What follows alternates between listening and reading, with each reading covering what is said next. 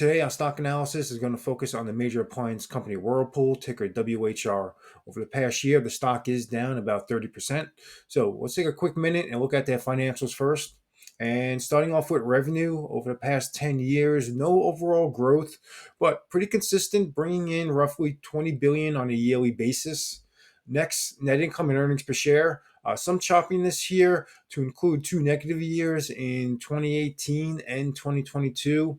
And from 2014, net income is slightly down. It looks like probably about 3% from 650 million to 481 million, while earnings per share is slightly up almost 1% from $8.17 to $8.72. Next, we have two positive signs for the company. First, being dividends increasing from $2.88 to $7, more than doubling since 2014, while the share count has declined from 800 million to just over 55 million, and a reduction of almost 24 million over the past 10 years. Then free cash flow actually had some good run, including from 2016 to 2021, but then a downtrend since then. But let's jump down now and we'll perform the stock valuation. Here's the valuation setup for Whirlpool, and we'll look at some other scenarios in a moment. But first, just want to point out that my margin of safety is rather high, 65%, and this is due to that growth we just looked at in the financials, either being flat or declining over the past 10 years. And also here, kind of in the lower right, see the long-term debt to free cash flow is pretty high, 17.5. I know this has to do with the recent free cash flow being the lowest over the past 10 years. But even if I took the average of the free cash flow over the past decade, this would still be over 8, while I like seeing this number under 3. So that's why I'm using this 65% margin of safety. But for the intrinsic value, I have $157.28, and with that 65% margin of safety, brings it down to $102.23. And I am using a short-term growth rate of 0% over the next 10 years with a 10% discount rate and using a 3% long-term growth rate.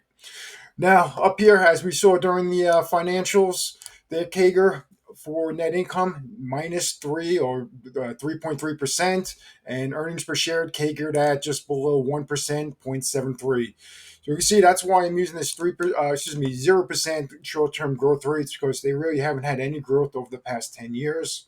And the stock is trading around $95, $96, so below my margin of safety value. So it looks like there could be some opportunity. But let's look at a few other data points. See first here, PE ratio 13.5, 13.6. And this is probably slightly lower than where they normally trade, maybe in the mid to high teens. We already looked at the long-term debt to free cash flow, very high. Dividends, one of the bright spots for this company, increased 143% over the last 10 years. I like seeing that. And dividend yield, 7.3. So well above a S&P 500 ETF. So if you're a dividend investor, this does look like an opportunity here. Get some nice cash flow on a yearly basis coming back to you. And then share count. So just over 30% of the outstanding shares repurchased over the past decade. So another great sign there. Then net profit margin. I like seeing companies 10% or higher. We see Whirlpool pretty low. Last 10 years, 2.6%. Last 3 years, just under 1%. So not a big fan of their net profit margin. And then return on invested capital, another data point I always like looking at. And I normally like seeing companies 10% or higher. We can see they're typically in that mid-single digit range. So again, a little bit of a concern. You're not going to see a lot of growth opportunities for Whirlpool. But let's look at another scenario. So rather than 0% over the next 10 years for their growth, let's look at 0% for 5 years, and then lower the long-term growth rate from 3% down to 2% and see how that impacts the valuation. So with 0% growth for the next 5 years and then 2% long-term growth, see intrinsic value drop slightly down to $152.91. And with that 65% margin of safety, it brings that down to $99.39. So slightly lower than where we were before. And if I do increase that short-term growth rate back to 0% for the next 10 years, this will probably drop to low to mid-90s. So let's take a quick look at that too. So sticking with 0% growth for the next 10 years and with a 2% short-term growth rate drops it down to 96. So probably slightly above where it's currently trading.